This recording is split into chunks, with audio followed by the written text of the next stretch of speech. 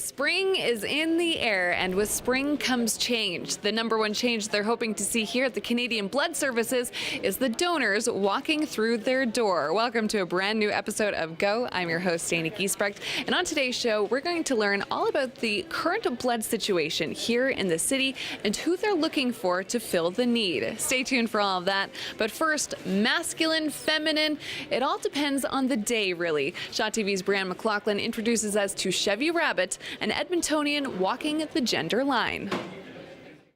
Thanks for that, Brianne. Okay, what kind of donors are the Canadian Blood Services looking for? They're looking for a lot of new donors, I'll tell you that much. Stay tuned for the rest after the break.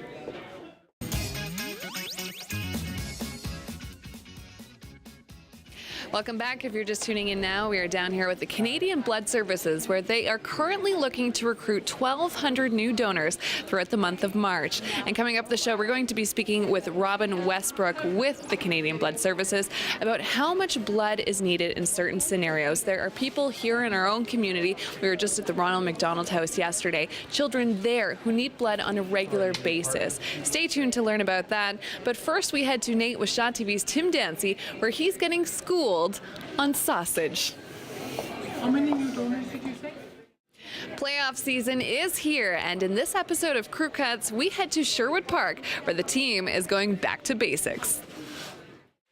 We are now joined by Robin Westbrook with the Canadian Blood Services, talking about the current blood supply here in Edmonton. What is it like as we head into March at the moment? Currently, we are in very good position here in Edmonton. We have fantastic donors who routinely come in every 56 days, so it's great. We are, however, looking to fill 2,900 open spots in the Edmonton area in the month of March alone. Wow, okay. And I understand that a lot of our current donors are aging. How do you recruit new young donors to come in and make it even that very first appointment? Well, it can be scary for new donors for sure. So February, March, we do focus on getting in new donors and kind of easing them into it, letting them know it's not scary. So we actively campaign for that. We're running a campaign called Bring a Buddy right now. Okay. So it is an active donor, bringing in someone new, holding their hand, encouraging them for juice and cookies. And juice and cookies, right. We're going to meet a very first time donor coming up later in the show. Her name is Sarah, and she's here with her family. Great story. And I think that's sometimes the easiest way to bring someone in is if they have that buddy, if it's a family member or friend, whoever it may be, just to hold your hand for the very first time and show you that it's not as scary as you think it might be. It's very true. And I mean, it's really easy to encourage somebody to do something you already do. And especially if you can take away those fears having done it yourself. Where would we be if we didn't have the current donors? If we didn't have all of your regulars, what kind of situation would we be in? I can't even imagine how we would be able to meet demand needs without these donors. And we have great donors who are hitting milestones of 100 donations, 200 donations, things like that. We heavily rely on our routine donors, but always need new donors every month.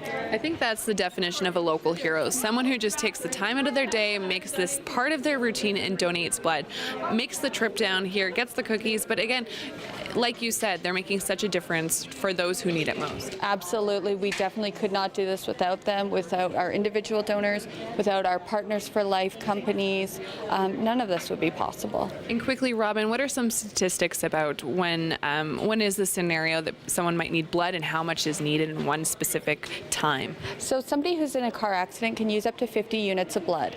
50 units of blood is 50 individuals coming in to donate. So that's really significant. Somebody undergoing cancer treatment can use up to 5 units of blood every single week. So it's really the need for blood is constant that way. There you go. Thanks so much for your time. Stay tuned. More coming up after the break.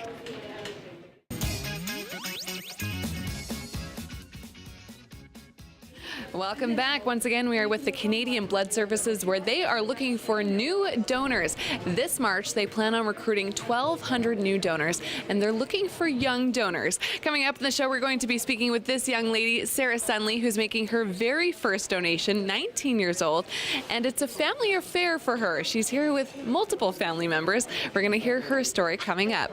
But first, as we approach International Women's Day, it's no small potatoes for this local entrepreneur. Here's Shaw TV's Bianca Jade.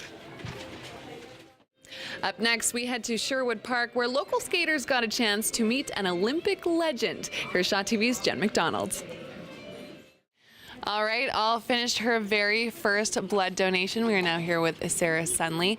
Very first time. What brought you out today?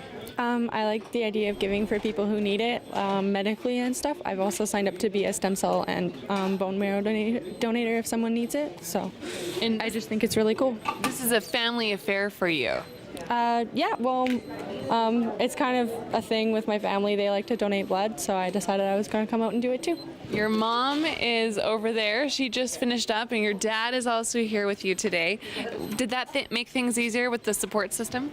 Yeah, I was good to do it by myself. I just asked my parents if they wanted to come too, and they said they were cool with it. So it makes it easier because it gives me a mode of transportation to get here. So.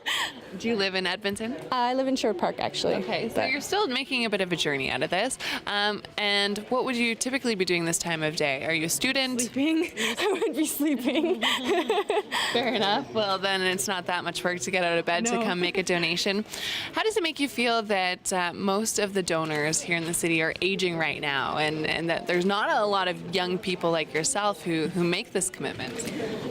I think it kind of sucks because there's not a lot of awareness for it with people of my age. And even if there is, like most people, like my best friend wouldn't come because she doesn't like needles. And that's understandable, but I think most people, like if you can, you should, because there's a shortage, right? So like you need to. But have you ever known anyone that's needed blood before? Not specifically, but I had a couple of baby cousins who had leukemia when they were younger. So it's just something that I think everyone should do. And speaking of the needles, because for me, I'm a little squeamish of needles. It's always the part that gets me. At first, you still go through with it, but there's that, ugh. What would you say to anyone out there who's scared of that initial pinch? Honestly, it's not that bad. It's like, yeah, if you don't look at it, it's like just giving yourself a hard pinch, and then it's there, and it's a little bit of pressure, but it's not too bad.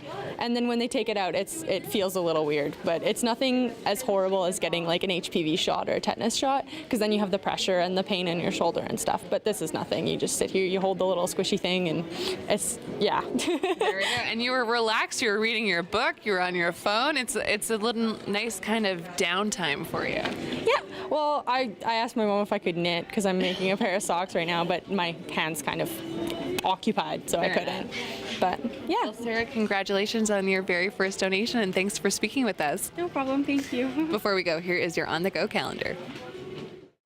And here we have the whole happy family after their donations, mom, dad, and daughter Sarah, who we were speaking to. We are just wrapping up here now at the Canadian Blood Services. But if you would like to make your very first donation like Sarah, or if you're a past donator, head to blood.ca to set up your next donation. And also now they also have an app to make it even easier, the Give Blood app. You can search for that and find that as well. I've been your host, Dana Giesbrecht. We'll see you next time.